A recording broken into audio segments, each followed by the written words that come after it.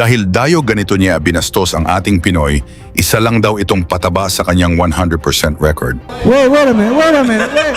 Guys! This Filipino is no match for me. I will knock him out in the fight, promise. Kaya sa face-off gusto na banatan ng Pinoy, ngunit hindi dito pumayag si Kabayan na walang ganti, pinaliguan ng suntok ang kanilang champion.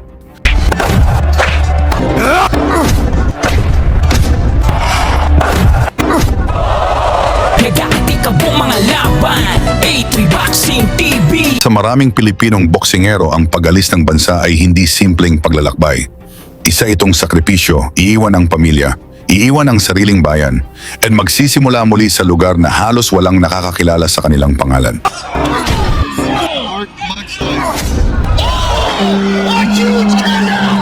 Lahat ng ito para sa mas magandang training, mas malaking pagkakataon, at katuparan ng pangarap sa mundo ng boxing. Ganitong landas ang pinili ng mandirigmang mula sa Bangar, La Union, si John Leo Dato.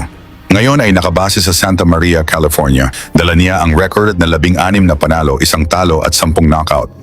Pero sa Amerika, isang taong walang bahid ng pagkatalo ang humarang sa kanyang pangarap. Ang pangalan niya, Jesus Rizzo. 12 laban, 12 panalo, 12 knockout. Wala pang nakakatapos ng buong laban-laban sa kanya. Bawat suntok niya ay may dalang panganib. At isang maling galaw lamang, maaaring matapos agad ang gabi ng Pinoy. Sa Chumash Casino sa Santa Ynez, California, nagsimula ang kanilang bakbakan. Bago yan, pa-like at subscribe na lang kasama ang bell. Malaking tulong yan sa aming mga content creator. Unang round. Inaasahan ng marami na magiging maingat si Dato, pero kabaligtaran ang kanyang ginawa.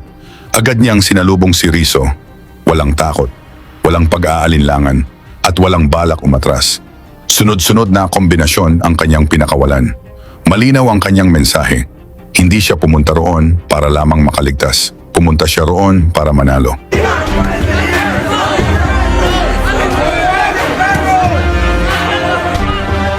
Sa pangangalahati ng round 1 ay walang tigil ang pag-atake ni Dato. Mga suntok sa bodega, serye ng jab sa ulo, sinabayan pa ng pasadyang uppercut at mabibigat na buwelo. Ngunit tila walang takot ang kalaban sa patuloy na pag-abante, nakataas.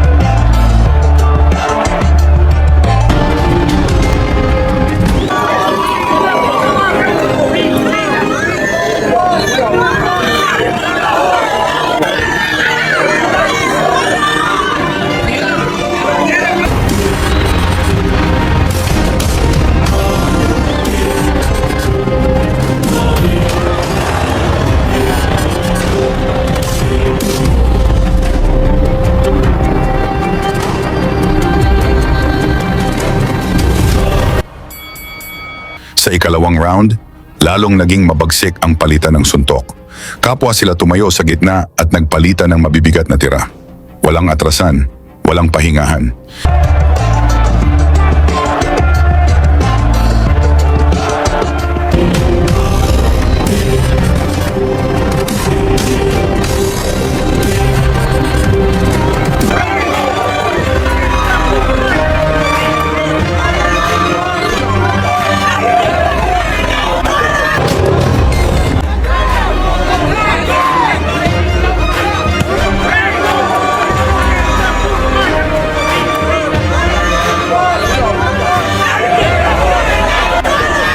Hanggang sa huling mga segundo dito sa round 2.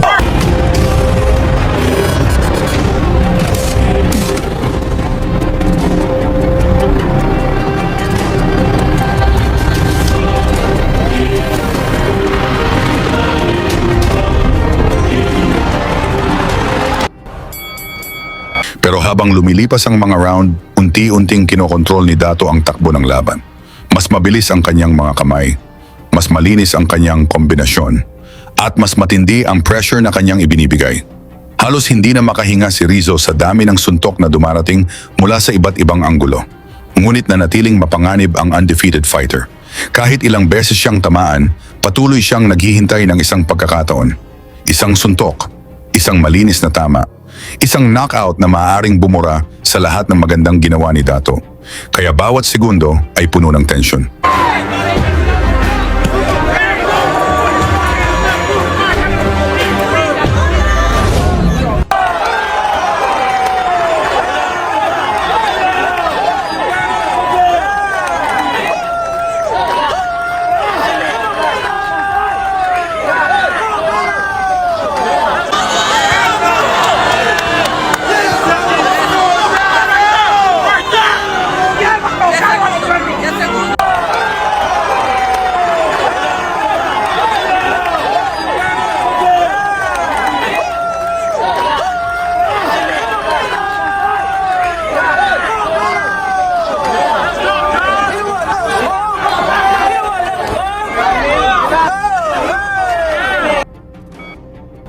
Sa kalagitnaan ng laban, para nang bagyo ang suntok ni Dato, halos hindi na makahinga si Rizzo. Sunod-sunod, kaliwat kanan.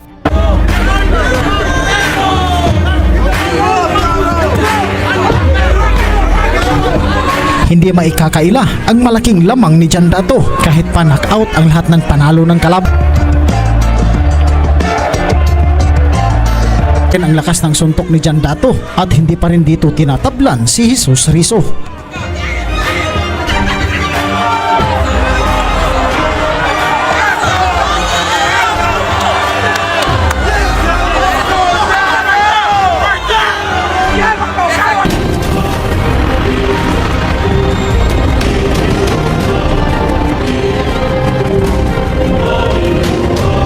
Tasyo na pwedeng ibato sa kalaban.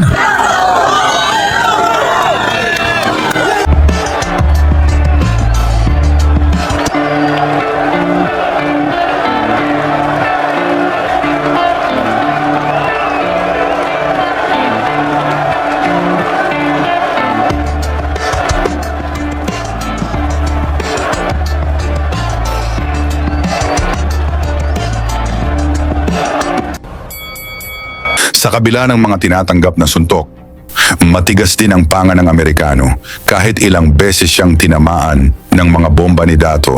Tuloy pa rin siya sa paghanap ng knockout punch.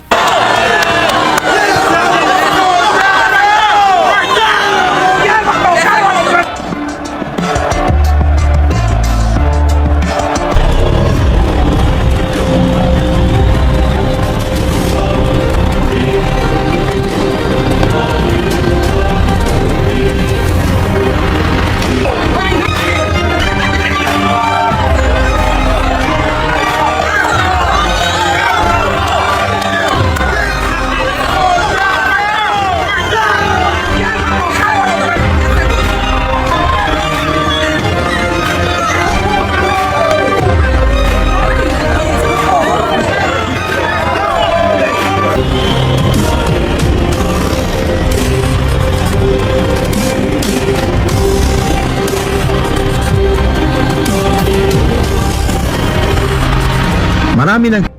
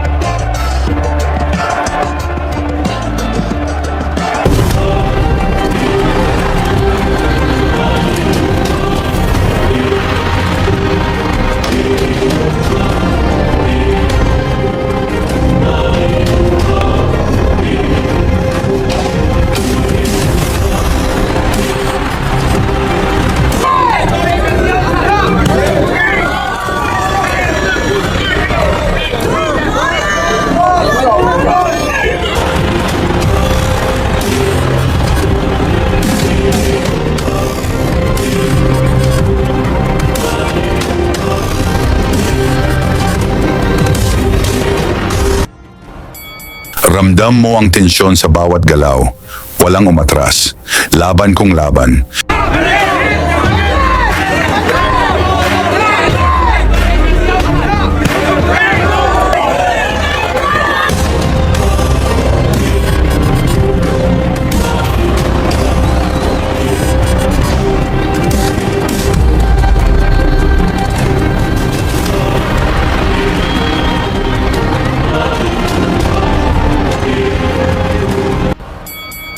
Ngunit hindi nagpadaig sa takot ang Pinoy.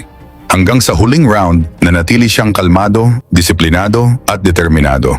Hindi siya nagpatinag sa perpektong record ni Rizzo.